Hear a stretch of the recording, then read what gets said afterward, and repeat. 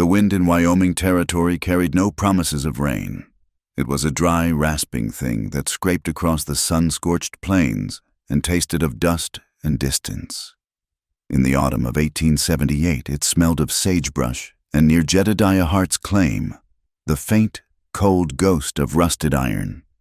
His forge had been silent for a year, a squat stone lung that no longer breathed fire. Beside it, the small cabin stood braced against the endless sky, its wood weathered to the color of old bone. Jed hammered a new post into the hard-packed earth, his movements economical and powerful, the muscles in his back and shoulders, forged by years at the anvil, bunched and released with each swing of the heavy mallet. 3 fence posts were snapped clean, the wire trampled into the dirt. Silas Boone's cattle, again. They were always wandering, always testing the boundaries, their presence a slow, relentless pressure, just like their owner. Jed set his jaw, the silence of the landscape pressing in on him. It was a silence he'd usually welcomed, a quiet that had settled deep inside him after his brother, Caleb, was gone. But today it felt different. It felt like waiting. He finished the repair, wiped the sweat from his brow with the back of a calloused hand, and let his gaze drift toward the town of Clearwater, a dusty collection of buildings shimmering in the afternoon heat. The stage was due. Not that it mattered to him. Nothing new ever came on the stage. Only the same catalog of troubles wearing different faces. An hour later, he saw the plume of dust. He was drawing water from the well, the rope groaning in protest, when the stagecoach rattled to a stop in front of the town's only depot, which was also the general store and post office. He paid it little mind, hoisting the bucket and turning back toward his cabin. That was when he heard his name called. Jedediah Hart. The voice was clear, female, and held a note of weary determination. It was not a voice he knew. He turned slowly. A woman was standing on the depot platform, a single worn valise at her feet. The dust of the trail coated her traveling dress and the brim of her hat. But it could not dull the force of her gaze. It was direct, unwavering, and fixed squarely on him. She was not tall, but she stood as if she were, her back straight, her chin slightly lifted. Jed's brow furrowed. He set the bucket down. "I am Jedediah Hart." She descended the steps and walked toward him, her stride even and unhurried. As she drew closer, he saw that her hair, escaping from a tight bun, was the color of a raven's wing, and her eyes were a startling shade of green, flecked with gold. There was a tiredness in them, but beneath it, a fire. "Lark Donovan," she announced, stopping a few feet from him. She offered no smile, only a nod of acknowledgement. "I believe you are expecting me." Jed's mind went blank. He searched her face for a sign of madness or mischief and found neither. He looked past her, at the stage driver who was already unloading mail sacks, at the few townspeople who had begun to stare. "Ma'am, I believe you have made a mistake. I am not expecting anyone." A flicker of something, annoyance, perhaps, or disappointment crossed her features before being swiftly controlled. She opened her handbag and produced a folded letter. "This says otherwise. Sent from Clearwater 2 months ago. The fee was paid in full." She held it out. His name was written on the envelope in a neat, flowing script that was not his own. He took the letter, his fingers thick and calloused from the forge, feeling clumsy against the crisp paper. He unfolded it. It was a standard inquiry from a matrimonial agency in Cheyenne, confirming receipt of payment and travel arrangements for a bride. And at the bottom, where a signature should be, was his name, Jedediah Hart, a forgery and not a very good one. But the postmark was genuine. A cold knot formed in his stomach. This was a trick, a nasty, complicated trick. "I did not write this," he said, his voice low and flat. "I have never sent for a mail-order bride." Lark Donovan's expression hardened. For the first time, a hint of vulnerability showed in her eyes. "Then what am I to do? I have this." She produced a second document, A temporary marriage certificate, properly notarized and stamped in Cheyenne, binding one Lark Donovan to one Jedediah Hart of Clearwater, Wyoming Territory. This is a legal document. Jed stared at the paper, at his name bound to a stranger's. He could feel the eyes of the town on him now, could hear the low murmur of gossip starting to buzz like flies. He understood, with a sickening clarity, that he had been caught in a trap. Someone wanted him in a vulnerable position. Someone wanted to cause him trouble. And he had a very good idea who, as if summoned by the thought. A large man stepped out of the saloon across the street. Silas Boone was built like a bull, with a thick neck and a florid face. He owned the biggest ranch, the saloon, and held the mortgage on half the businesses in town. He moved with the unearned confidence of a man who believed the world belonged to him. "Well now, Jedediah," Boone boomed, his voice slick with false bonhomie as he approached. "It seems congratulations are in order. Did not take you for the marrying kind." He tipped his hat to Lark. "Silas Boone, ma'am, welcome to Clearwater. It appears there has been a slight misunderstanding. My good friend Jedediah here is a man of simple habits, perhaps a bit forgetful." He smiled, but his eyes were small and hard, assessing Lark from head to toe. "A lovely lady such as yourself should not be troubled by this rustic confusion. I have comfortable rooms at the boarding house. Allow me to escort you there until Jedediah can sort out his affairs." The offer hung in the air, thick and cloying. Jed saw the move for what it was, an attempt to isolate the woman, to take control of the situation he had created. He opened his mouth to refuse, to tell Boone to go to hell, but Lark spoke first. "That is a kind offer, Mr. Boone," she said, her voice steady and cool. "But this certificate says my affairs are with Mr. Hart. It says I am to reside at his property. I follow what the law says." She turned her direct gaze back to Jed. "I will go with him." A muscle twitched in Boone's jaw. He had expected a frightened, pliable woman he could easily manipulate. He had not expected this. He gave a short, humorless laugh. "As you wish, ma'am, but do not say I did not offer you a more civilized welcome." He shot Jed a look that was pure poison before turning on his heel and stalking back toward the saloon.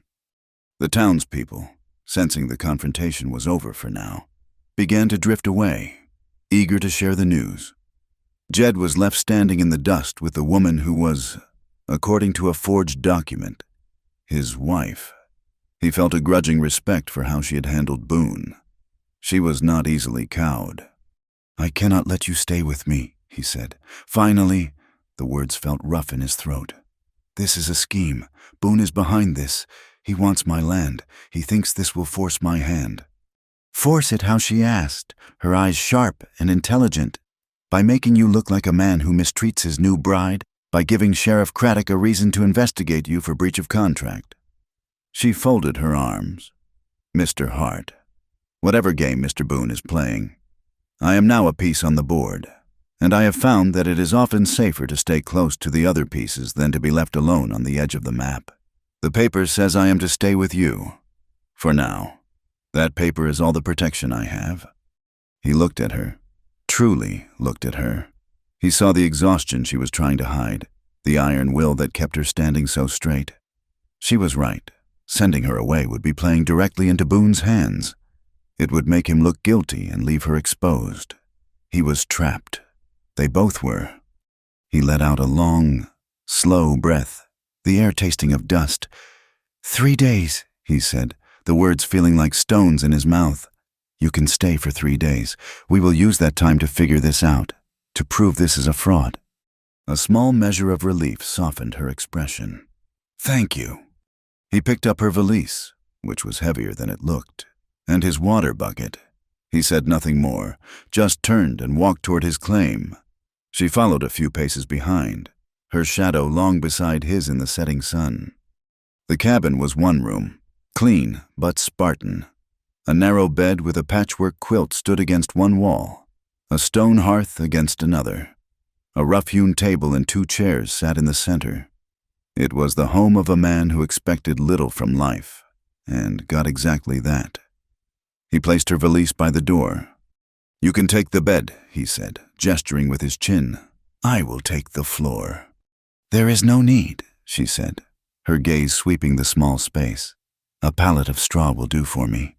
I have slept on worse." "The bed," he repeated, his tone leaving no room for argument. He would not give Boone any ammunition. The woman would have his bed. Night fell quickly, bringing a chill to the air and the mournful sound of the wind. It was a lonely, powerful sound, a reminder of how small and insignificant a person was against the vast emptiness of the plains. The tin roof of the cabin began to creak and groan under its assault, a symphony of strained metal. They ate a silent meal of beans and stale bread. The tension between them was a third presence in the room, thick and uncomfortable. When the meal was done, he built a small fire in the hearth more for the light than the warmth, and laid out a straw pallet and a spare blanket for himself on the floor near the door. He gave her the privacy to change. Turning his back and staring into the flames, he heard the rustle of clothing, the soft sigh as she settled into the bed. He lay down on the pallet, the straw rustling beneath him. He could not sleep. His mind raced, turning the day's events over and over, searching for a way out that did not exist. Across the small room, he could hear the steady, quiet rhythm of her breathing. A stranger in his bed, a wife he had never asked for, a pawn in a rich man's cruel game. He felt a surge of resentment, followed by a weary resignation. He must have drifted off, because he was startled awake by a sound from outside. It was not the wind, it was a soft, scraping noise near the forge. He sat up, his hand instantly reaching for the old shotgun he kept by the door. He moved silently, easing the cabin door open a crack. In the pale moonlight, he saw her. Lark Donovan was not in bed. She was standing by the old forge, running her hand along the cold leather of the main bellows. As he watched, she knelt, her fingers tracing a long, thin crack in the hide near the nozzle pipe. He had tried to patch it with tar a month ago, but the repair had not held. She went back into the cabin, moving so quietly he barely heard her, and returned with his small sewing kit and a pot of lard he used to grease wagon axles. He watched, puzzled. As she worked by the moonlight, she cut a thin strip from the hem of her own petticoat, worked the lard deep into the fibers of the cloth until it was saturated, and then, carefully, methodically, began stitching the greased fabric over the crack in the bellows. It was a strange, meticulous process. She worked with a focused intensity, her hands moving with a practiced skill. It was a patch meant to be both strong and flexible, a trick he had never seen before. He stayed in the shadows, watching until she was finished. She stood, wiped her hands on her dress, and ran a hand over her work. A small, satisfied nod. Then she returned to the cabin as silently as she had left it. Jedediah eased the door shut. He returned to his pallet, but the anger and confusion had been replaced by something else, a flicker of curiosity, a seed of respect. He did not know who this woman was, or what trouble she was running from. He only knew that she was not what he had expected. She was not a helpless victim. She was a survivor, and in the heart of the howling Wyoming night, in a cabin owned by a man who thought his heart was as cold as his forge, she had mended something that was broken. It was not much, but it was a start. The 3 days Jedediah had allotted stretched into a week, then 2. A silent routine settled over the cabin, a rhythm of necessity and avoidance. Each morning, he would rise before dawn, his movements quiet on the floorboards, and find coffee already warming on the hearth. Lark would be up, her hair neatly braided, her face washed, ready for the day's labor. They spoke little, exchanging only the essential words required for chores. Yet, her presence was a constant, quiet hum in the background of his life, a change he had not sought but could no longer ignore. He had expected a fragile, decorative woman, someone who would wilt under the harsh Wyoming sun. The matrimonial agencies often sent women like that, city ladies with romantic notions who shattered at the first sign of hardship. Lark Donovan was not made of glass. She was forged from something tougher. He watched her from the corner of his eye as he worked. He saw her mend a split leather harness with a stitch so fine and strong it was better than new. He saw her take his messy pile of receipts from the general store and organize them in a small ledger, her handwriting a series of elegant, precise marks. Her hands were not soft, but they were capable, and they were never idle. One afternoon, Nora Pike, a kind widow whose small farm bordered his property to the east, came by with a basket of fresh eggs and her young son, Thomas, in tow. While the women spoke near the cabin, Jed saw Lark kneel beside the boy, who was struggling to read a notice posted on the community board, with a piece of charcoal on a spare shingle. She patiently guided his finger, showing him how letters formed sounds, and how sounds built words. There was a gentleness in her voice, a focused calm that held the boy's attention completely. Jed stood by the half-finished fence, listening, and felt a strange tightening in his chest. He had seen her fierce side when she faced down Boone, but this quiet patience was something entirely new. She was not just a survivor. She was a builder. She mended things, ordered things, and now she was building knowledge in a child's mind. Despite the rhythm they found on the claim, the town of Clearwater was a constant source of friction. The whispers followed them whenever they went for supplies.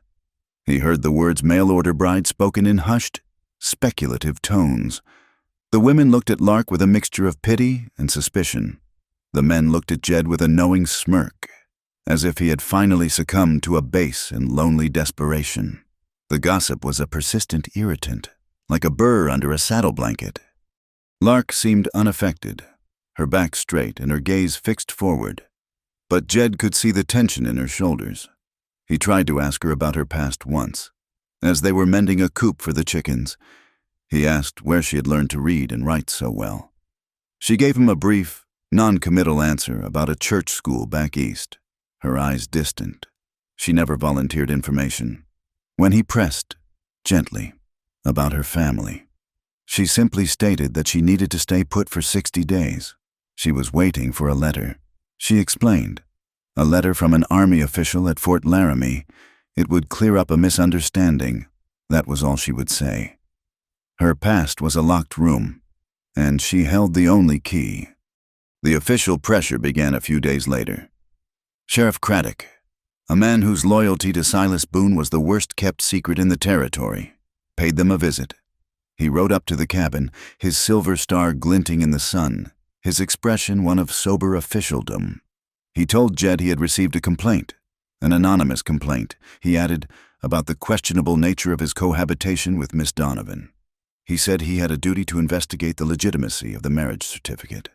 He spoke of laws and statutes, of public decency, his words weaving a net of legal threats around them.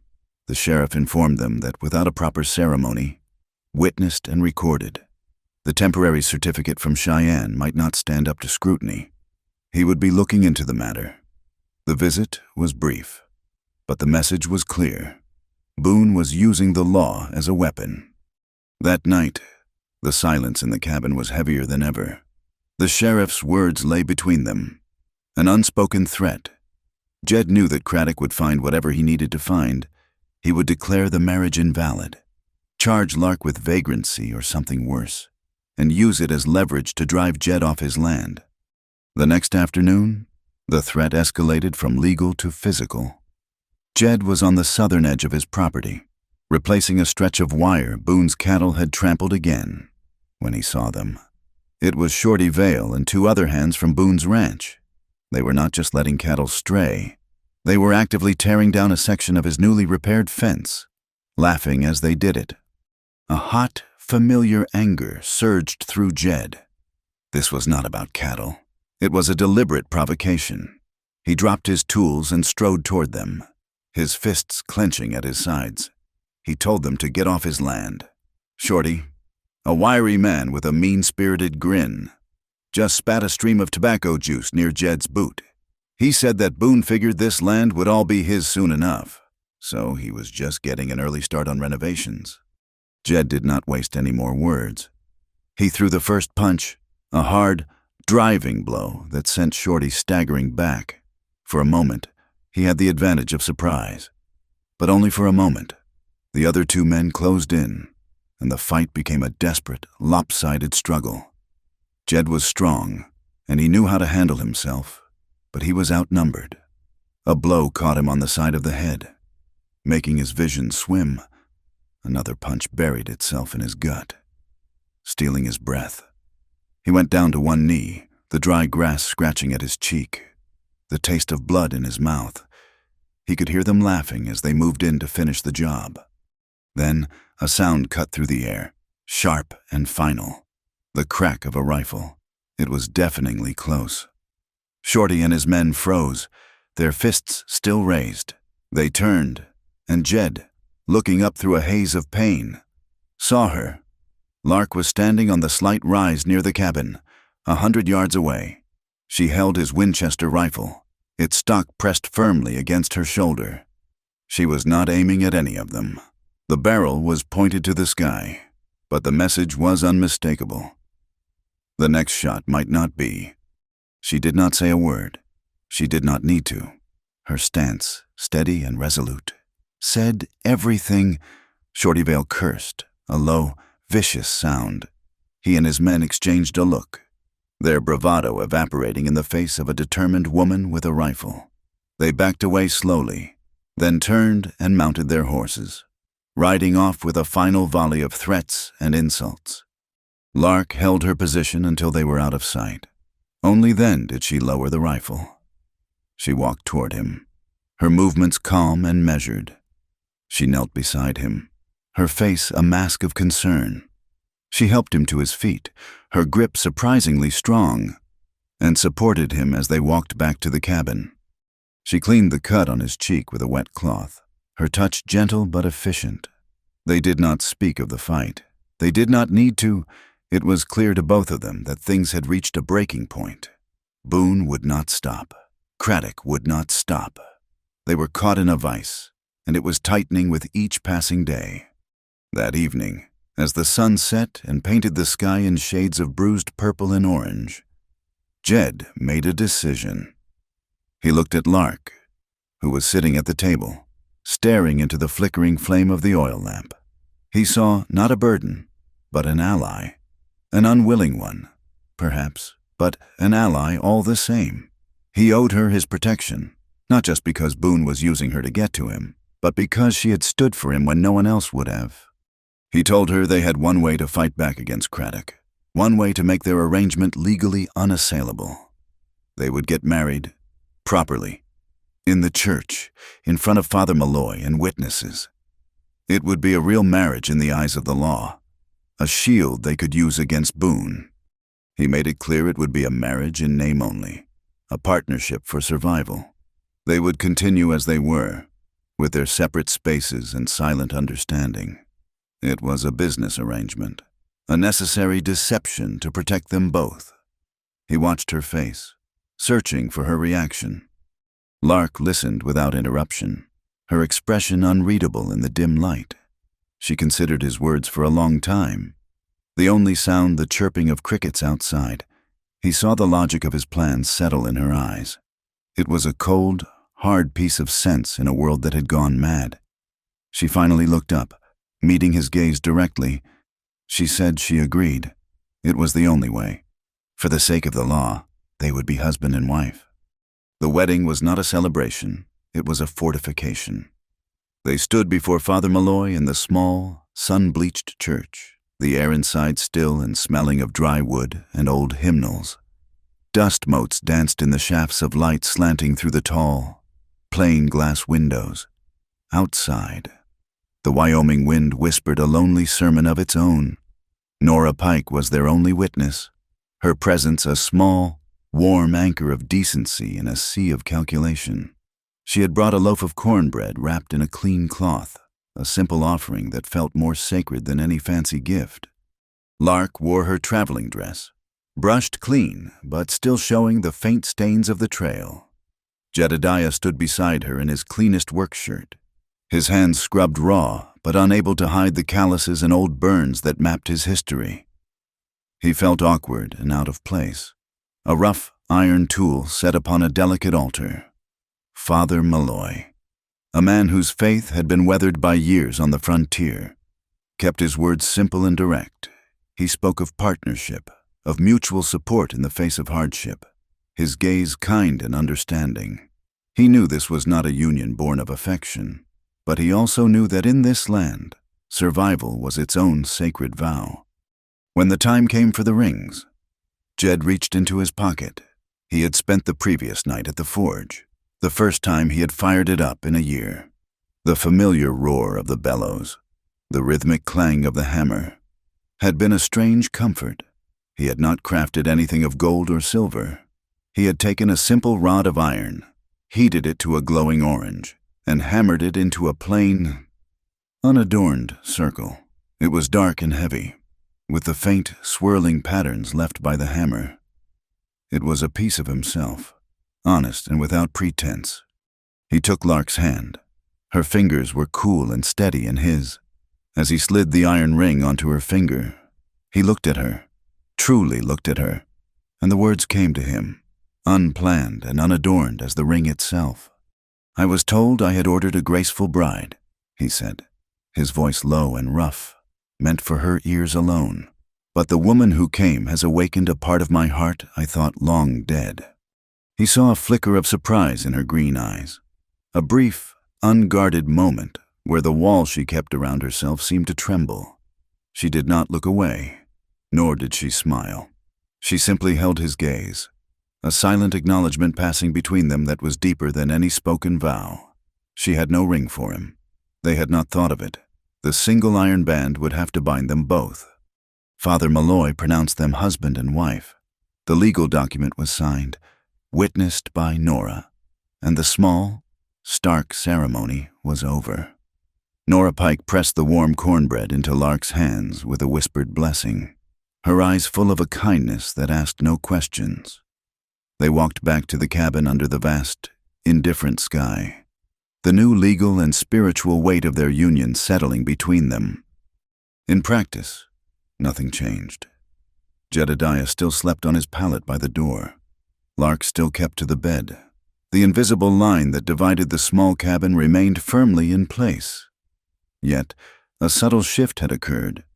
The arrangement was no longer temporary. The pretense was now their reality, at least to the outside world. The glances they exchanged held a new kind of weight, the awareness that their fates, for better or worse, were now legally entwined.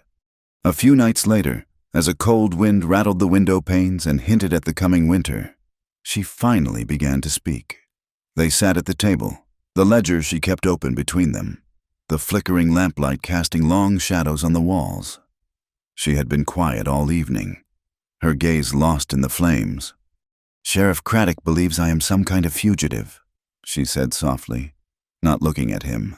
"He is not entirely wrong." Jed waited, his hands resting on the rough wood of the table. He did not push, sensing how fragile this confidence was. "I am wanted," she continued, her voice barely a whisper. "There is a warrant out for me from a town a few hundred miles east of here, for mail theft." She finally raised her eyes to his, and he saw a mix of defiance and fear in them. "I did not do it." She told him a part of the story. She had taken a job as a clerk in the post office, which also served as a pawn shop run by a man connected to Silas Boone. Her ability to read and write, and her quickness with numbers, had made her valuable. Too valuable. She began to notice discrepancies in the ledger, entries that did not add up. Money coming in from Boone's other enterprises, recorded as pawned items that did not exist. It was a scheme to hide illicit earnings. Before she could decide what to do, Shorty Vale, who worked as an enforcer for the pawn shop owner, had approached her. He had tried to intimidate her, then tried to bribe her. When she refused, things changed. A packet of federal money went missing from a postal shipment. It was found in her rented room. "Shorty planted it," she said, her voice gaining strength, the fear being replaced by a cold anger. "He set me up to get rid of me, to silence me before I could expose them." She had overheard them talking about sending for a judge. She knew she would not get a fair trial. So she ran. The matrimonial agency was a desperate measure, a way to disappear, to find a place to hide under a new name, a new life. The forged letter with Jedediah's name had seemed like a godsend, a path to a remote and anonymous place. "I thought I was escaping him," she concluded, her hands clenched into fists on the table. "I ran right into the heart of his entire operation." The letter she was waiting for from Fort Laramie was from a retired Army captain she had once done clerical work for, a man of integrity. She had written to him, explaining her situation and begging him to testify to her character. Jed listened, the pieces clicking into place. Her presence here was not an accident. It was a trap, but it was also an incredible stroke of bad luck on her part. Boone had not just wanted a random woman to use as leverage.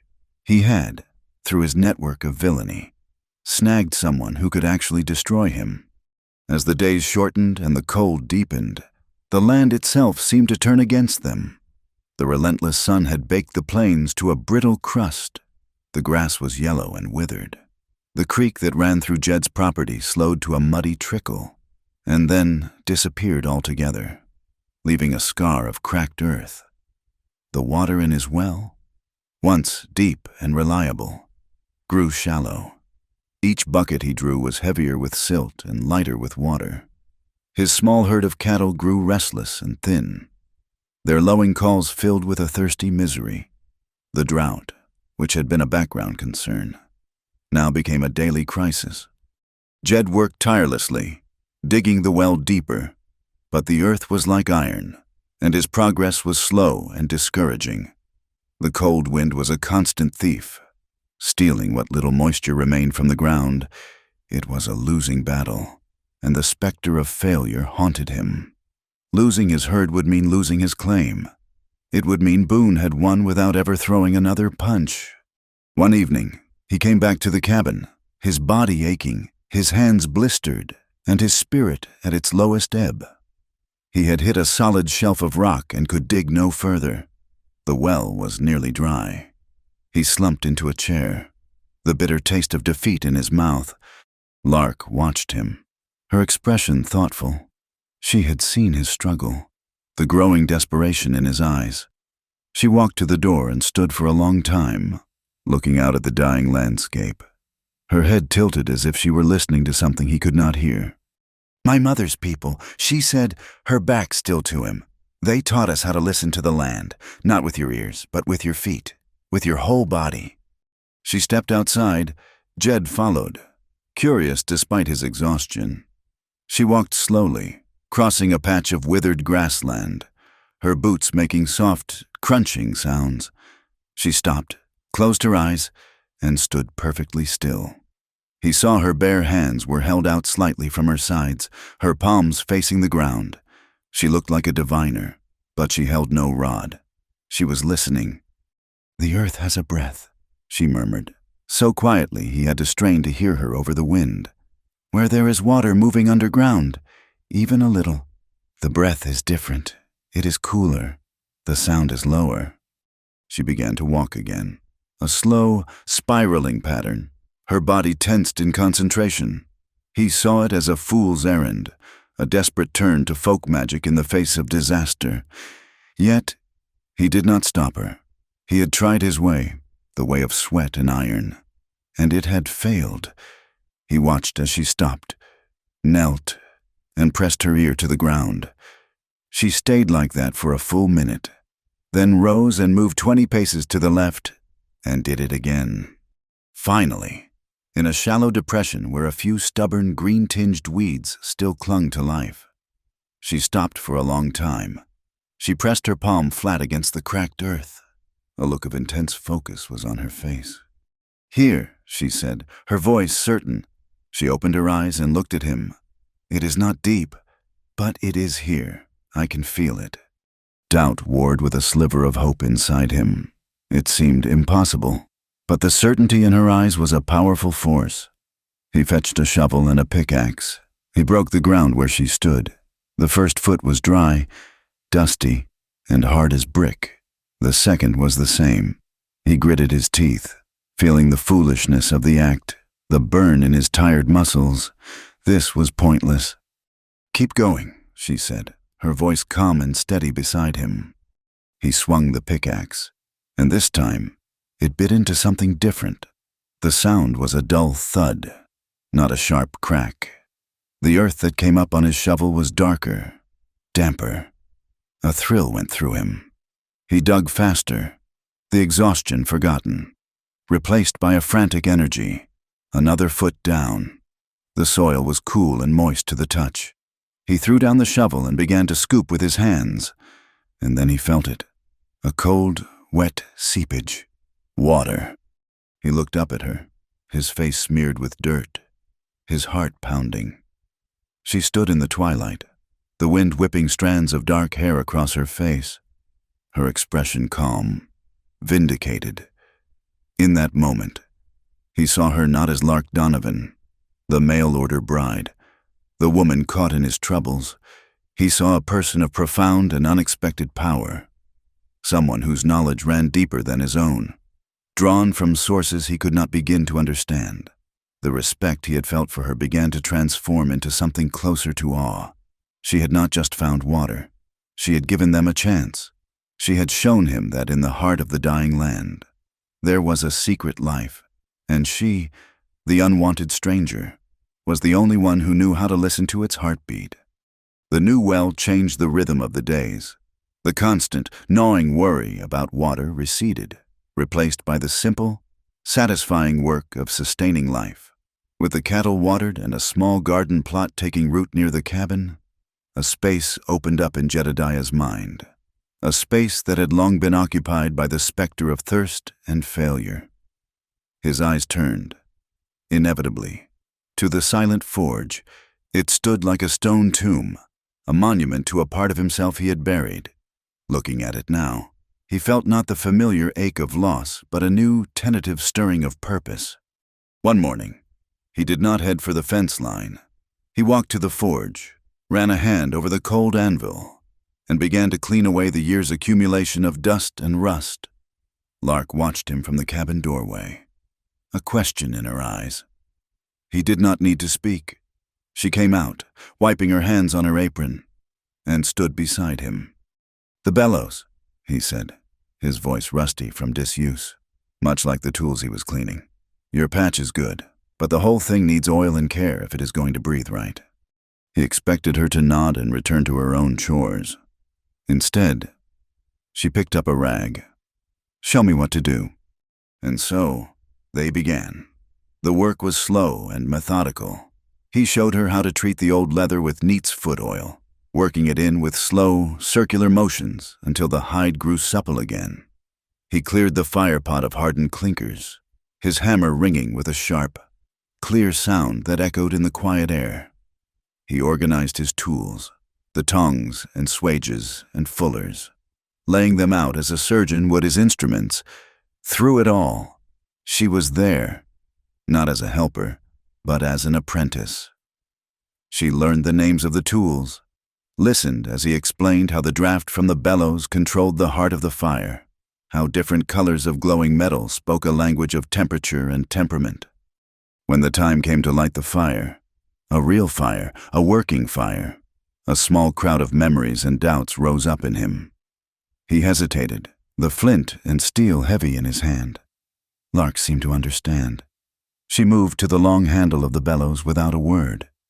"When I strike the spark," he said quietly, "give it air, a slow, steady breath." He struck the flint. A shower of orange sparks fell onto the waiting tinder. A thin curl of smoke rose. "Now," he commanded. She pushed the handle down. A soft whoosh of air breathed across the embers, and the tiny spark grew into a small, hungry flame. He added kindling, then coal, and as she worked the bellows in a steady, rhythmic cadence, the fire grew, a pulsing, orange heart that began to warm the cold stone of the forge. The sound of the bellows became a steady heartbeat. Her motion, strong and even, was the inhale, an exhale. His work at the fire was the response. They fell into a dance without music, a partnership of shared effort that needed no words. He took a piece of scrap iron, heated it until it glowed like the setting sun, and laid it on the anvil. The first blow of his hammer was a shout, a declaration. The forge was alive again. He was alive again. That night, they did not retreat to their separate silences immediately after the meal. They sat outside, watching the last embers of the forge die down. The air was cool and smelled of coal smoke and hot iron, a scent Jedediah had once associated with failure and loss, but which now felt like a homecoming. "You work the hammer like it is a part of your arm," Lark said, her voice soft in the gathering dark. He looked at his hands, at the familiar calluses and scars. "My father was a smith, and his father before him. It is the only thing I ever felt I was truly made for." He paused, the next words harder to form. "I stopped. After my brother, Caleb, died. It did not feel right to be making things, when he was unmade." It was the first time he had spoken his brother's name to her. The silence that followed was not empty, but waiting. He felt her patient gaze on him, and knew he could not stop now. "It was rustlers," he said, his eyes fixed on the glowing embers. "Not much different from Boone's men. They came at night. Caleb was younger than me, but full of fire. He ran out to face them before I could stop him. I had a gun, but I froze. For just a second, I saw the glint of metal in their hands, and I could not make my finger pull the trigger. By the time the sound of their shot faded, it was too late." He finally looked at her, his face a mask of old pain. "I did not feel like much of a man after that.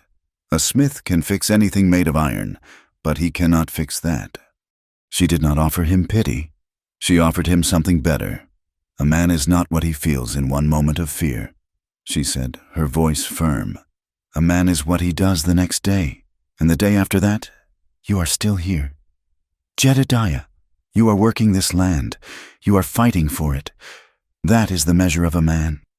Her words were like cool water on a fresh burn. They did not erase the scar, but they soothed the ache of it. A simple, profound truth that he had been unable to see for himself. In the comfortable silence that followed, a fragile bridge was built between them, a structure made not of iron or law, but of a shared, quiet understanding. The world, however, did not care for their fragile peace. The next afternoon, Sheriff Craddock returned. This time, he was not alone. Shorty Vale was with him, lounging on his horse with a smug look on his face. Craddock did not dismount. He unrolled a piece of paper with a flourish. "Jedediah Hart, Larkhart," he said, the use of her new name dripping with sarcasm. "I have here a warrant for the temporary detention of one Larkhart, pending investigation into a formal complaint filed against her." "What complaint?" Jedediah demanded, stepping in front of Lark. "An anonymous complaint," Craddock said, his eyes glinting, "from a concerned citizen who believes this woman may be a fugitive from the law, using a fraudulent marriage to evade justice." He looked directly at Lark. "The circuit judge is due in a month. Until then, for her own safety, and to ensure she remains available for questioning, she will be held in the town jail." The jail was a single, filthy cell at the back of the sheriff's office.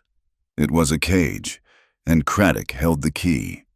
Before Jedediah could voice the rage building in his chest, another rider approached, Silas Boone. He rode up slowly, positioning his horse between Jedediah and the sheriff, a look of deep concern on his face. "Sheriff, this seems a bit extreme," Boone said, his tone smooth as oil. "Surely we can resolve this without locking up a lady." "Jedediah," he said, turning his attention to Jed, "I know we have had our differences, but I cannot stand by and see your new bride treated this way." He sighed, a picture of magnanimity. "I have a proposal, a way to make all this ugliness disappear. Sell me your claim. The price will be fair. With the money, you and your wife can go somewhere new. Start fresh. The moment the deed is signed, I will have a word with the sheriff. I am sure this anonymous complaint will be withdrawn, and all this unpleasantness will be forgotten." The trap was finally sprung, laid bare in the open air. Her freedom for his land. It was a cold, brutal piece of extortion. Jedediah felt a killing rage. a desire to pull Boone from his horse and beat the smug satisfaction from his face, but he knew it would be a futile gesture. Craddock and Shorty were here, armed and ready. Lark's hand touched his arm, a light, steadying pressure. "Do not answer him," she whispered. "You have until sundown to decide." "Hart," Boone said, gathering his reins. "For her sake, I hope you make the wise choice." He tipped his hat and rode away, Craddock and Shorty falling in behind him like vultures following a wolf. They stood in the dust, the warrant and the ultimatum hanging in the air between them. The fragile peace they had built was shattered. Lark's past had caught up to her, and it had brought Boone's ambition to a boil. She looked pale, her composure finally cracking. The old fear was back in her eyes. "I should go," she said, her voice thin. "If I run, he has no more leverage against you." "And where will you go?" he asked, his voice rough with anger and frustration. "He will send them after you. This is not just about the land anymore. You know too much about his business." Just then, they saw a small figure hurrying across the field from the east. It was Nora Pike. She clutched a package to her chest, her face pale with fear. Glancing over her shoulder as if she were being followed, she ran to them, breathless. "I could not let them do it," she gasped, thrusting the oilcloth-wrapped package into Lark's hands. "My husband, before he passed, he worked for Boone sometimes, keeping his accounts. He never trusted him. He said Boone kept 2 sets of books, one for the world and one for himself." She took a shuddering breath. "My Jacob, he was a good man. He copied some pages from the real book. He told me to keep them safe, in case they were ever needed to see justice done." Lark's hands trembled as she unwrapped the package. Inside was a small ledger. She opened it. The pages were filled with a neat, precise script. Her eyes scanned the columns, and a sharp intake of breath was her only response. Nora looked at Jedediah, her eyes pleading. "Boone ruined my husband's business. He drove him to an early grave. I will not let him do the same to you." With that, she turned and hurried back toward her farm, a small, brave soldier retreating from a dangerous battlefield. Lark looked up from the ledger, her face transformed. The fear was gone, replaced by a cold, hard fire. "It is all here. Jedediah, the money laundering I saw at the pawn shop, falsified cattle sales. And this," she pointed a finger at an entry near the back. It was a payment, dated 3 months prior, to the matrimonial agency in Cheyenne. Beside it, a notation in Boone's own hand for the Hart arrangement. It was the proof, the weapon they needed, the tangible truth that could cut through Boone's web of lies. Lark closed the ledger, her decision made. She looked not at the road that led away, but at the town of Clearwater, at the heart of the fight. "I'm not running anymore," she said, her voice clear and strong. Jedediah looked at her, at the fire in her eyes, at the quiet strength that had called to a hidden part of his own soul. He saw the woman who had faced down Boone's threats, who had mended his forge, who had found water in the dead earth, and who now chose to stand her ground. His choice was just as clear. He reached out and his hand closed over hers, his fingers covering the iron ring he had made. "From now on," he said, his voice a vow, "you do not do it alone."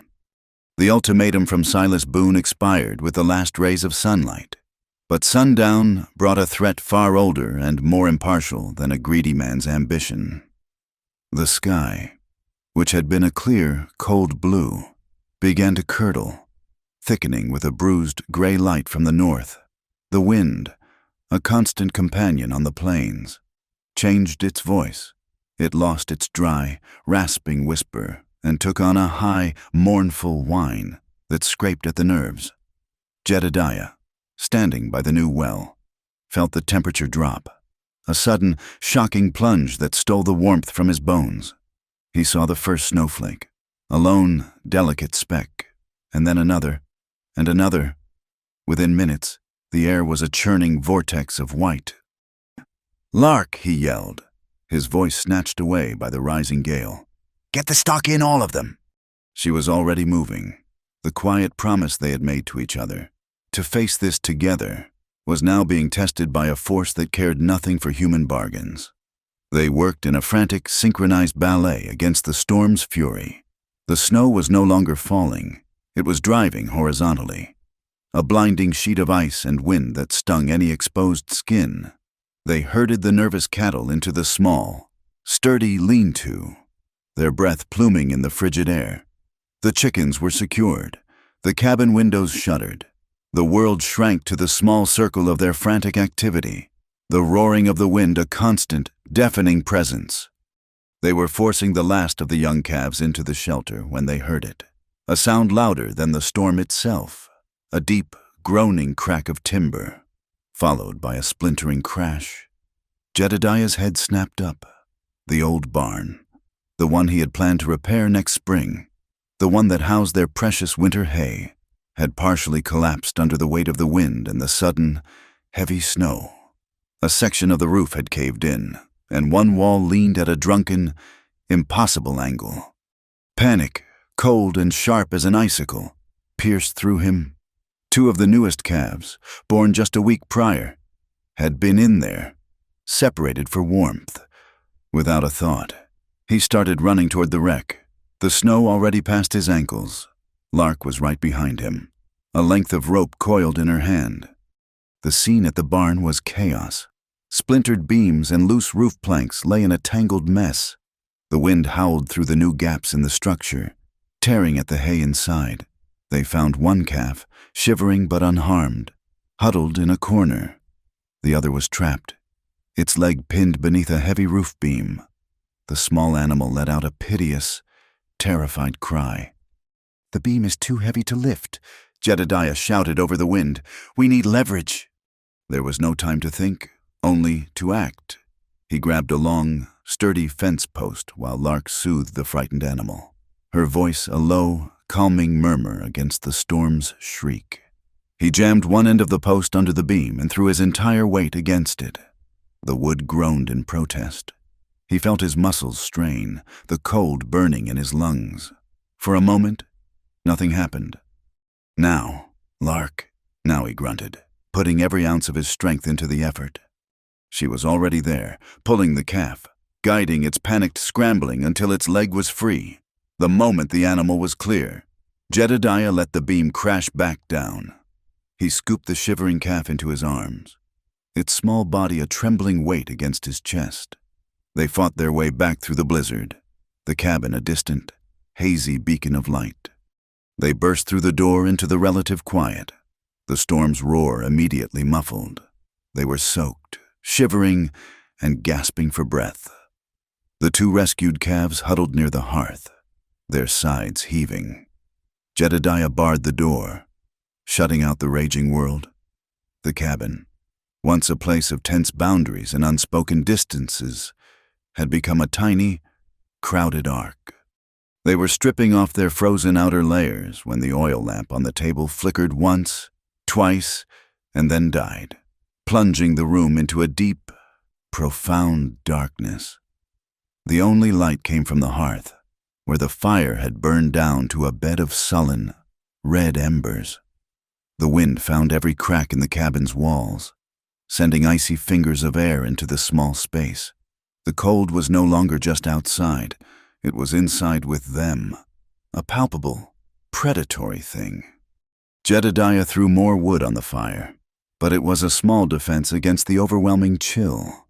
He could see Lark shivering, her arms wrapped around herself, her face pale in the faint, pulsing glow of the embers. He looked at the single narrow bed, then at his own pallet of straw. In this cold, separated by even a few feet, they would both be miserable, perhaps dangerously so. Survival was a more immediate concern than propriety. "We need to share the blankets," he said, his voice sounding unnaturally loud in the semi-darkness. "By the fire. It is the only way we will stay warm." She did not argue. She simply nodded, her teeth chattering softly. He dragged his pallet and her bedding close to the hearth, arranging them into a single, shared nest. He sat down, his back against the warm stones of the chimney, and pulled a thick wool blanket over his shoulders. He left a space for her. She hesitated for only a second before settling beside him, pulling her own blanket tight. They sat in silence for a long time, listening to the symphony of the storm. The cabin groaned and shuddered under the assault, a tiny, fragile shell against the immense, elemental fury. They were close enough that he could feel the tremors of her shivering. He could hear the soft sound of her breathing over the howl of the wind. The vast, empty spaces that had defined their relationship had been compressed into these few inches of shared warmth. In the flickering, intimate darkness, the walls they had built around themselves began to crumble. "I have never been this afraid," she confessed, her voice small and tight. "Not of the storm, of what comes after. Boone, the warrant, it feels like this blizzard. No end in sight." He knew she was not just talking about the weather. He thought of his brother, of that other night of violence and fear. "Sometimes," he began, the words coming slowly, painfully, "all you can do is try to hold on until morning. Just get through the night." He took a deep, shuddering breath. "After Caleb died, I stopped trying to get through the night. I just let them happen. I closed the door on that part of myself, the part that could feel anything. Hope, fear, anything. I did not think it would ever open again." He felt a slight movement beside him. She shifted, and then he felt her hand, cold but determined. "Find his," her fingers laced with his, a small, trembling anchor in the vast, roaring darkness. The simple touch was a shock, a jolt of warmth that went straight to the frozen center of him. He looked at their joined hands, illuminated by the faint red glow of the embers. He thought of the letter, the forged request for a bride, a transaction he had never made. He had imagined a quiet, graceful woman, someone who would bring a measure of peace to his empty life, someone who would not ask much of his shuttered heart. It was a fool's dream, the desire for a calm harbor when his life was a storm. He looked at the woman beside him, who had faced down gunmen, who had found water in dead earth, who had fought beside him to save a life in a blizzard, and who now held his hand not in weakness, but in a gesture of shared, defiant strength. The truth of it rose up in him, clear and undeniable. He ordered a graceful bride, but the fierce woman who came awakened his hidden passions in bed. It was not a thought of the flesh, not in that moment. It was a passion for living, for fighting back, for feeling the fire in the forge and the hammer in his hand. It was the passion to protect, to build, to dare to hope for a morning after the storm. She had not brought him peace. She had brought him a sword, and he realized, with a clarity that shook him to his soul, that a sword was what he had needed all along. He turned his head, his face close to hers. He could see the faint glint of the firelight in her eyes, the way her breath misted in the cold air. The fear was still there, but beneath it was the same iron will he had seen on the day she arrived. The howling of the wind was the only sound for a long moment, and then it faded into the background, a distant roar. All he could hear was the beating of his own heart. He leaned in, and his lips met hers. The kiss was not rough or demanding. It was tentative, a question. It was the taste of snowflakes and wood smoke, of shared fear and a desperate, burgeoning hope. She did not pull away. She leaned into him, her cold lips warming against his. An answer, a promise. When they parted, the storm still raged outside, but inside the small cabin, a profound quiet had fallen. He knew, with a certainty that settled deep in his bones, that whatever came with the dawn, he would not face it alone. She would be there. She was not leaving. The morning broke to a world transformed, buried under a thick blanket of pristine, silent snow. The wind had died, and the sun, when it rose, cast a brilliant, blinding glare across the white landscape. Inside the cabin, they moved with a quiet, purposeful efficiency. There was no awkwardness, no hesitation. An understanding had been reached in the heart of the storm that needed no further words. They were a unit now, bound by something far stronger than a forged certificate or a legal ceremony. He went out first, shovel in hand, to clear a path. She followed, bringing the rescued calves a pail of warm mash. They worked together to assess the damage to the barn, their conversation practical, focused on the task of rebuilding.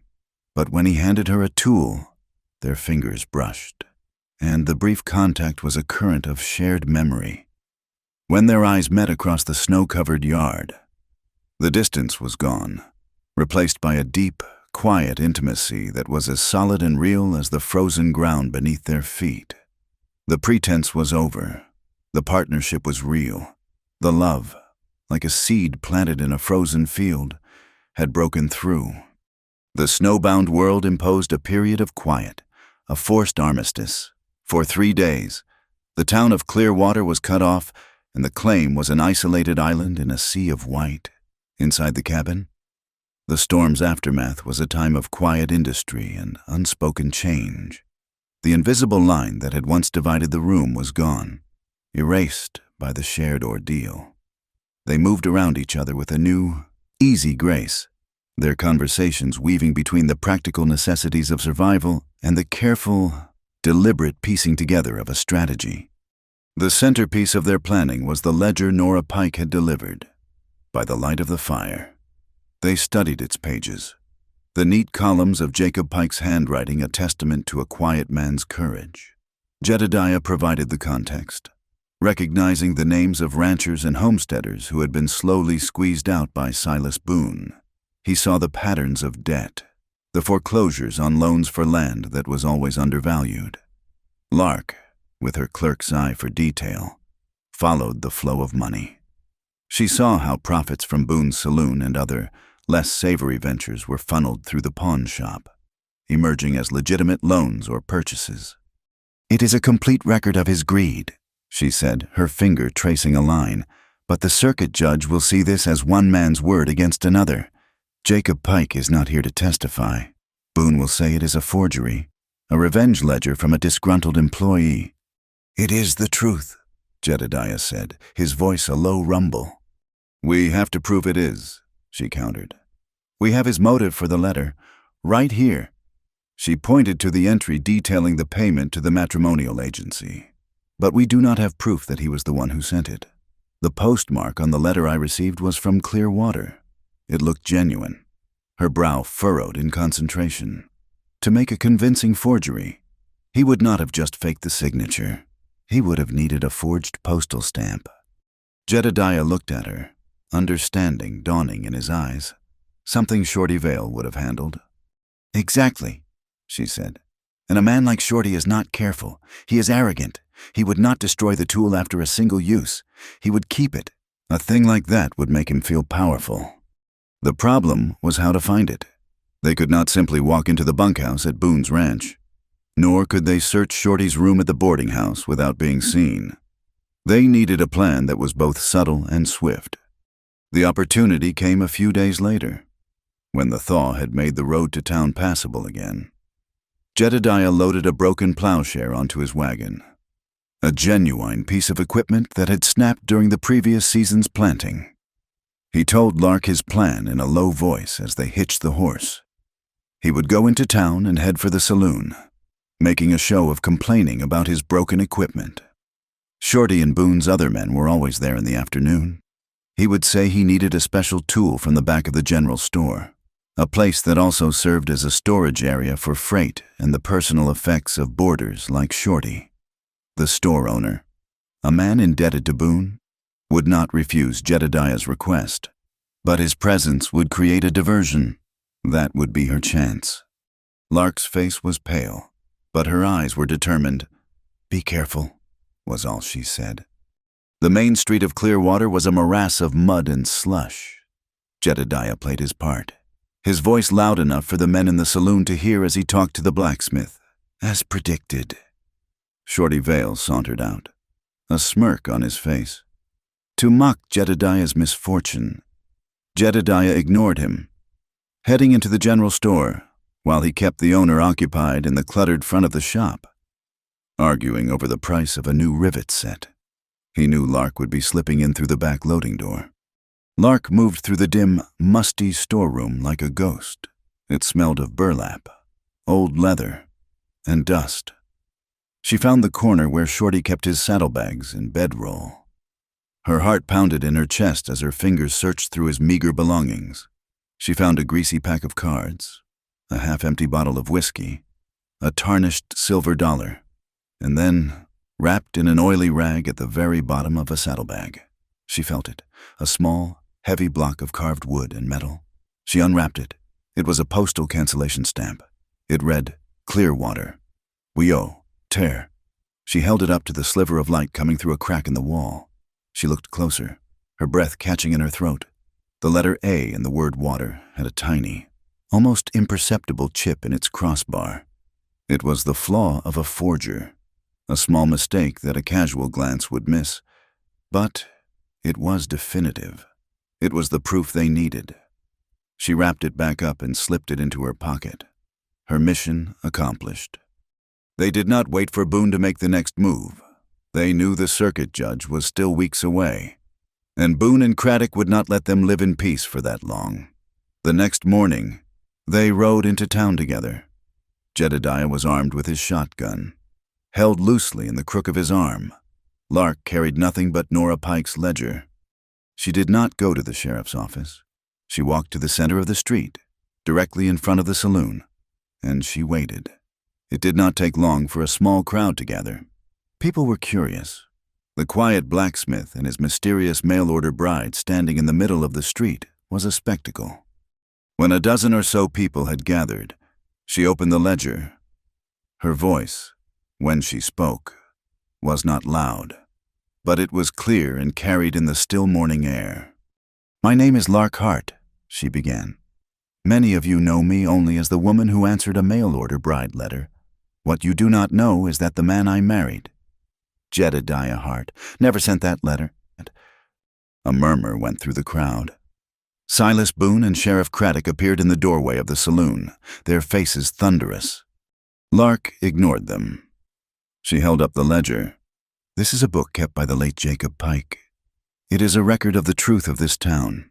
It says here that Thomas Miller pawned his father's watch for $5 to buy medicine for his sick child. The watch was sold a week later for $50, and the profit was never recorded." She flipped a page. "It says here that the widow Jenkins sold her north pasture to Silas Boone for $20 to pay for back taxes that Mr. Boone himself arranged. That same pasture was resold to the railroad for $300 a month later." She continued, her voice gaining strength and conviction with each entry she read. She read aloud the names of their neighbors, their friends, detailing the small, cruel transactions that had allowed Boone to consolidate his power. With each name, the mood of the crowd shifted. The townspeople were no longer just curious onlookers.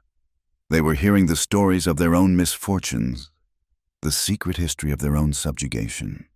"Stop this nonsense," Sheriff Craddock bellowed. Striding forward, "This is slander. I am placing you under arrest for disturbing the peace." He reached for Lark's arm. But before he could touch her, a new sound filled the air. A deep, resonant bong. And then another. It was the church bell, at the far end of the street. Father Malloy was pulling the rope, and Nora Pike stood beside him, her small frame rigid with defiance. The bell was not a call to worship. It was an alarm, a summons. More people began to emerge from their homes and shops. Drawn by the urgent, insistent peal, the small crowd around Lark swelled, becoming a sea of faces, a wall of witnesses. Craddock hesitated, his hand hovering in the air. His authority depended on the quiet compliance of the town. He was not prepared for this open, noisy defiance. Shorty Vale, however, was not a man for hesitation. He pushed through the crowd, his face contorted with rage. "That is enough," he snarled. Drawing his pistol, he did not aim at anyone. He fired a single, deafening shot into the air. The crowd screamed and fell back. In that moment of chaos, Jedediah moved. He shoved Lark behind him, shielding her with his body. Just as a second shot rang out, he felt a searing, white-hot pain tear across his shoulder. He grunted, stumbling back a step, but he did not fall. Lark was not cowering behind him. She had his Winchester rifle. He did not even see her take it. In a single, fluid motion, she raised the weapon to her shoulder. She did not aim for Shorty's chest or his head. The rifle cracked, a sound sharper and more precise than Shorty's wild shot. There was a loud metallic ping. Shorty yelled, not in pain, but in shock, and dropped his pistol as if it were red hot. The gun's long barrel had been bent into a useless, twisted piece of metal. It lay in the mud, smoking. A collective gasp went through the crowd. They had just witnessed a display of marksmanship that was the stuff of legend, an act of controlled, non-lethal power that was more stunning than a killing blow. The street fell into a stunned silence. Shorty Vale stood disarmed and humiliated. Sheriff Craddock was frozen, his warrant forgotten, his authority in tatters. The people of Clearwater were no longer a passive audience. They were divided. Some looked at Boone with newfound hatred, while others, those who depended on his payroll, looked at Jedediah and Lark with fear and anger. Silas Boone finally strode forward, his face a mask of cold fury. He saw that his legal and physical control over the town had been shattered. He had one card left to play, an older, more brutal law. He pointed a thick finger at Jedediah. "This has gone far enough. Hart, you have brought this chaos to my town. You have turned these people against order and decency with your lies." He raised his voice so everyone could hear. "I challenge you. A formal duel, by the laws of this territory. Your claim against my own honor. We settle this, man to man, at dawn tomorrow." He was turning the tables, casting Jedediah as the aggressor and himself as the honorable man forced to defend his name. It was a public challenge, legally sanctioned in a land where official law was often thin. To refuse would be to admit guilt and cowardice in the eyes of the community. Jedediah looked at Lark, his shoulder throbbing with a dull, insistent pain. He saw the fire in her eyes, the unshakable belief. He looked out at the faces in the crowd, at the mixture of hope and fear. This was no longer just about his land. It was about the soul of the entire town. He straightened up, ignoring the pain, and met Boone's gaze. "I accept," he said, his voice ringing out in the sudden silence. The meadow by the Powder River was a stark and unforgiving stage. The sun had not yet risen, and the pre-dawn light was a thin, gray wash that offered no warmth. A biting wind swept across the plains, rattling the bare branches of the cottonwoods and making the frozen ground feel as hard and unyielding as a blacksmith's anvil. The townspeople of Clearwater stood in a silent, huddled mass, their breath pluming like smoke in the frigid air, their faces pinched with a mixture of fear and grim anticipation. They were a jury, assembled to witness a verdict that would be delivered by gunpowder. Jedediah stood opposite Silas Boone, the 50 paces between them a chasm of hatred and consequence. The pain in his shoulder was a dull, hot throb, a constant reminder of the stakes. He had allowed Lark to clean and bandage the wound, her touch gentle but her eyes filled with a fierce, unspoken worry. He favored his left side, trying not to let the weakness show. He was not just fighting for his land anymore. He was fighting for her, for the life they had just begun to build in the heart of a blizzard, for the quiet truth that had finally taken root between them. Lark stood slightly apart from the crowd, near their wagon. She was not wringing her hands or weeping. She stood as still as a statue, her gaze locked on Jedediah, her face a pale, determined mask. In her hands, she clutched the small ledger, a testament of truth in a moment that would be decided by violence. Sheriff Craddock, his face flushed and his movements stiff, outlined the rules. His voice was loud, attempting to project an authority he no longer truly possessed. 1 pistol for each man. 10 paces, turn, and fire. He would give the signal. It was a ritual as old as the frontier itself, a brutal piece of theater designed to give the illusion of honor to what was essentially a sanctioned murder. The pistols were checked. Boone handled his with a familiar, easy confidence. Jedediah's own felt heavy and foreign in his hand. He was a maker, a builder. His skill was in the hammer, not the gun. He remembered the night his brother died, the frozen hesitation in his finger. He could not afford to hesitate today. He looked at Lark one last time. Her eyes met his across the frozen field, and in their depths, he saw not fear, but a silent, unwavering command. Live. Begin, the Count Craddock called out, his voice thin against the wind. The two men turned their backs to each other. The slow, deliberate measure of 10 paces began. With each step, the world seemed to narrow, the crowd fading into a blur, the wind a distant roar. There was only the crunch of his boots on the frozen grass and the thudding of his own heart. 1, 2, 3. The pain in his shoulders sharpened with each stride. 4, 5, 6. He thought of the forge, of the steady rhythm of the bellows, of the glowing heart of the fire. 7, 8, 9. He thought of Lark's hand in his during the storm. 10. He stopped. The silence that followed was absolute, a held breath that seemed to encompass the entire world. Turned Craddock's voice cracked. Jedediah spun on his heel, his arm coming up, the pistol finding its aim. Boone was faster. His gun was already level, a smug certainty on his face. He was a man accustomed to winning, but he did not fire. He held his aim, a cruel smile playing on his lips, savoring the moment. It was then that Lark saw it. She had not been watching Jedediah or Boone. Her eyes had been fixed on Shorty Vale, who stood near the edge of the crowd, slightly behind Boone's line of sight. As the two duelists turned, the first weak rays of the rising sun broke over the horizon, casting long, stark shadows across the meadow. The new light caught something at Shorty's hip.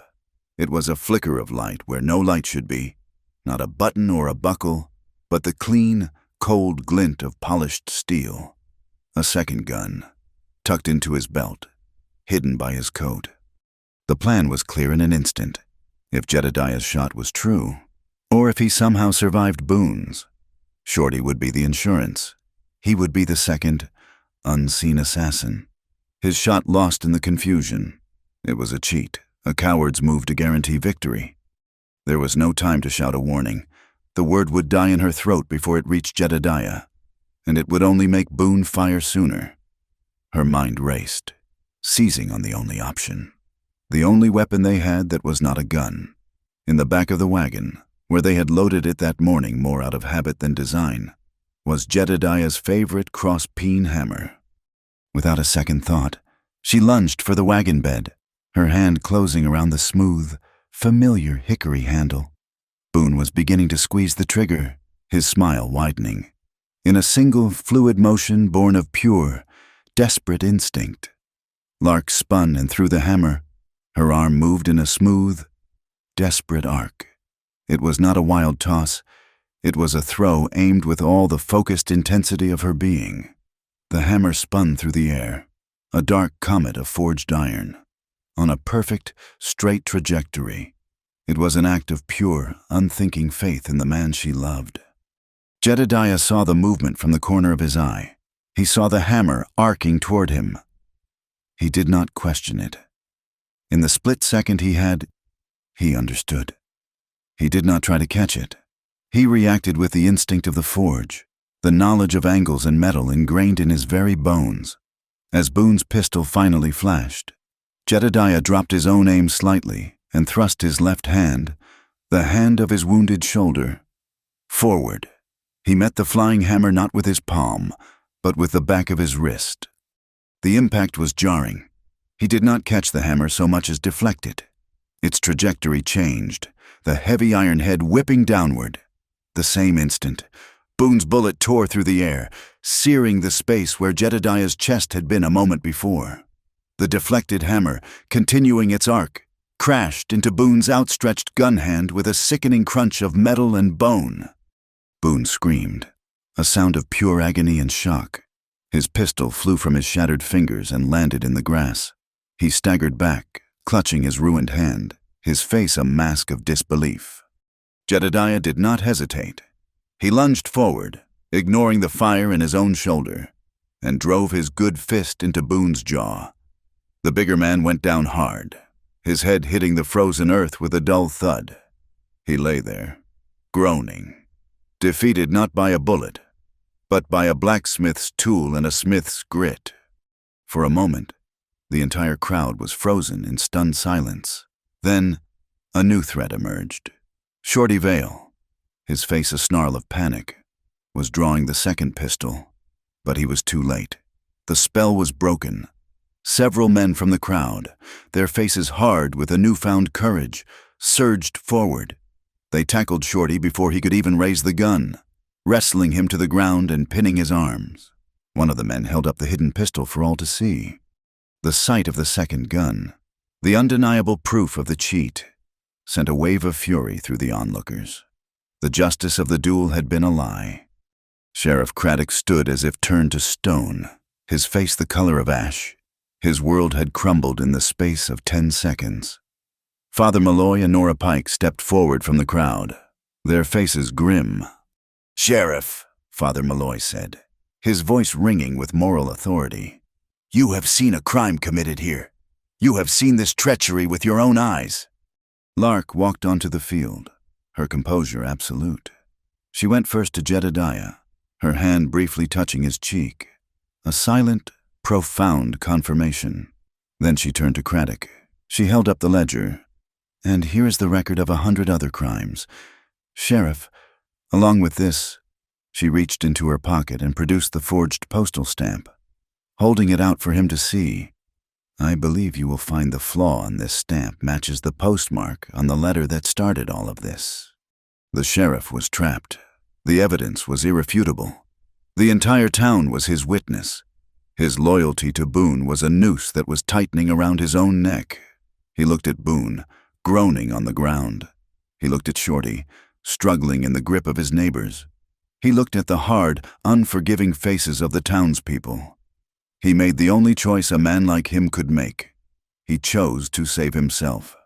"Seize him," he commanded, his voice hoarse, pointing a trembling finger at the prone form of Silas Boone.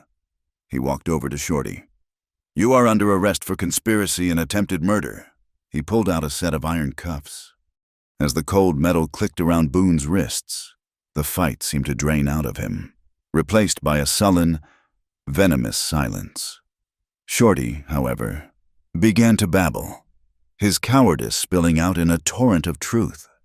"It was not my idea," he squealed, his eyes wide with terror. "It was Boone. All of it he hired me to make the stamp, to forge the letter. He knew she was in trouble. He wanted her here specific. Said she was perfect bait. Said he could use her to pressure Hart, to get him to sell the land cheap. It was always about the land." The confession hung in the cold morning air. A final, damning verdict. A collective sigh went through the crowd. It was the sound of a long-held breath being released, the sound of a great weight being lifted. Lark Donovan, the mail-order bride, the fugitive, the woman of questionable character, was innocent. Her name was cleared, not by a letter from a distant fort, but here, in the cold light of dawn, by the very lies that had been meant to destroy her. Jedediah looked at Lark, his heart swelling with a feeling so powerful he could barely contain it. The rising sun caught the moisture in her eyes, turning it to liquid gold. They had faced the fire, and they had not been consumed. They stood together in the clean, cold light of a new day, victorious and free. The aftermath of the duel was not a celebration, but a quiet, profound recalibration, as the sun climbed higher, painting the frozen meadow in the colors of a new day. The townspeople of Clearwater did not disperse. They moved with a slow, collective purpose, as if waking from a long and troubled dream.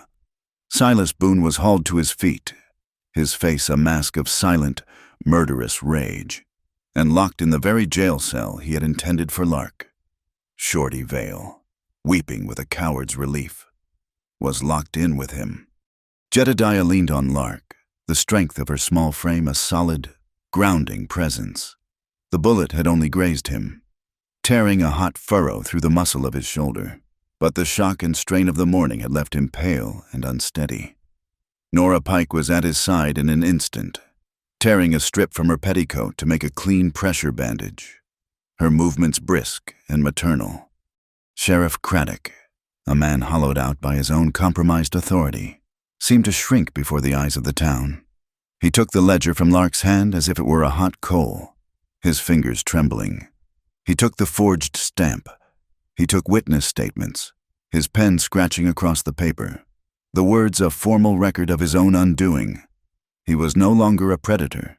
He was simply a clerk, documenting the end of an era. The weeks leading up to the circuit judge's arrival were a strange, suspended time. The fear that had long held Clearwater in its grip was gone, but a deep uncertainty remained. The town's power structure had been decapitated, and the people, so used to being ruled by Boone's wealth and influence, had to learn to govern themselves. The forge, once a symbol of Jedediah's solitary grief, became the town's new heart. One by one, then in a steady stream, the ranchers and homesteaders came to him. They did not come for judgment or leadership, but for something more fundamental.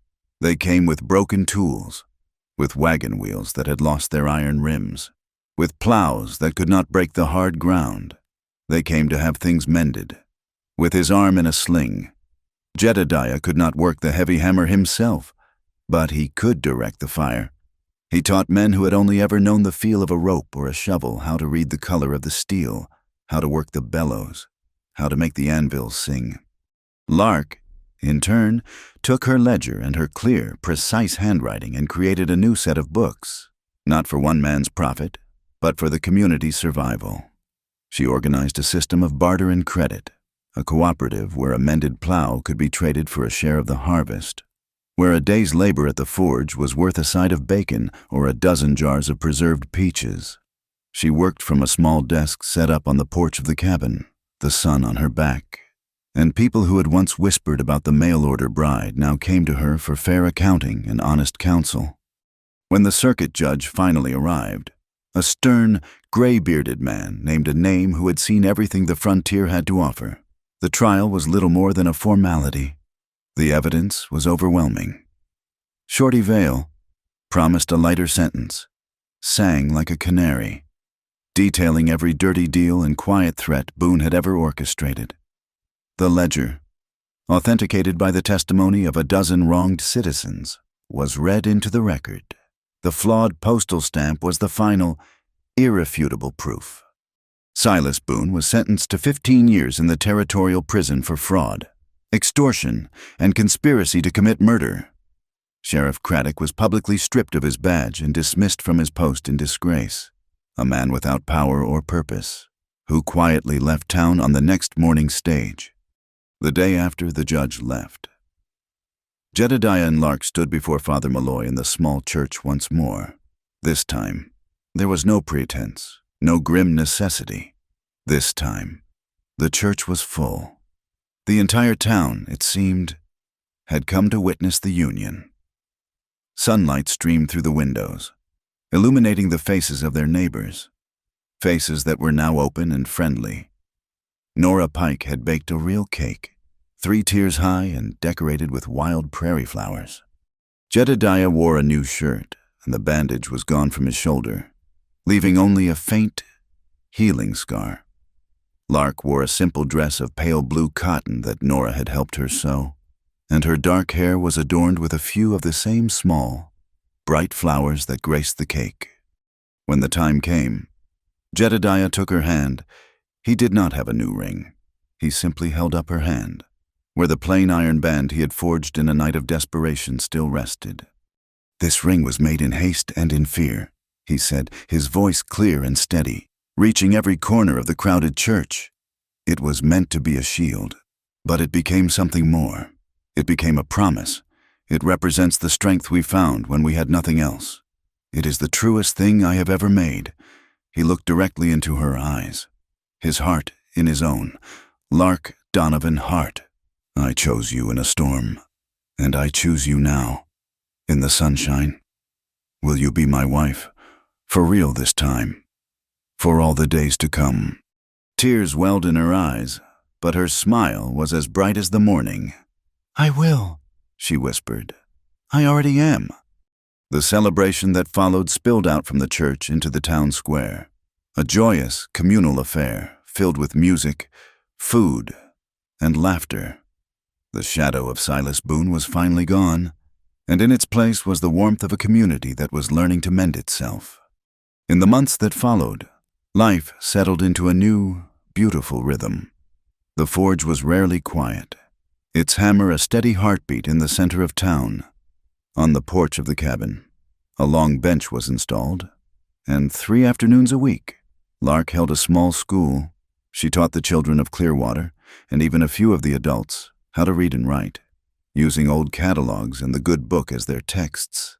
She was not just a survivor anymore. She was a builder of futures. One evening, as the days grew longer and the first green shoots of spring pushed through the muddy earth, Lark sat at her small desk, a clean sheet of paper before her.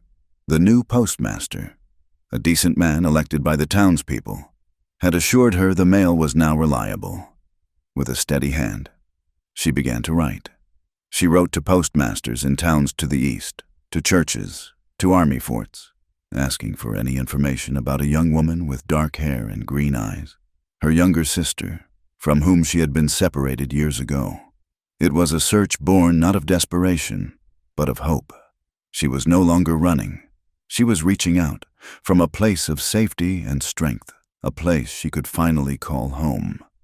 Spring arrived in full, a riot of life and color. The ice on the Powder River broke with a sound like rolling thunder, and the water ran high and fast and clean, washing away the last of the winter's hardships. The air smelled of damp earth and new leaves. Jedediah drove their wagon back from a supply run, the iron-rimmed wheels striking a spark against a piece of flint embedded in the road. A brief, bright flare in the late afternoon sun. As he pulled up to the cabin, a gentle breeze swept down from the high plains. It caught a small object hanging from the frame of the cabin door. He had forged it for her a week ago. A small, simple bell made from a piece of polished steel. It was not ornate, but it was perfectly balanced. As the wind touched it, it did not clang, but chimed, a single, clear note that hung in the air like a tiny, perfect star. Lark came out of the cabin, wiping her hands on her apron, a welcoming smile on her face. The bell chimed again, its sound bright and clean against the steady, rhythmic heartbeat of the distant forge. It was the sound of their life together, a note of pure, unadulterated joy that the wind carried across the wide, greening plains, a sound like laughter. Thank you for listening to our story. We would love for you to comment where you are listening from, so we can all connect and share our thoughts. Please subscribe to our channel Wild West Night, like this video, and support us further by pressing the hype button so this story can be heard by more people.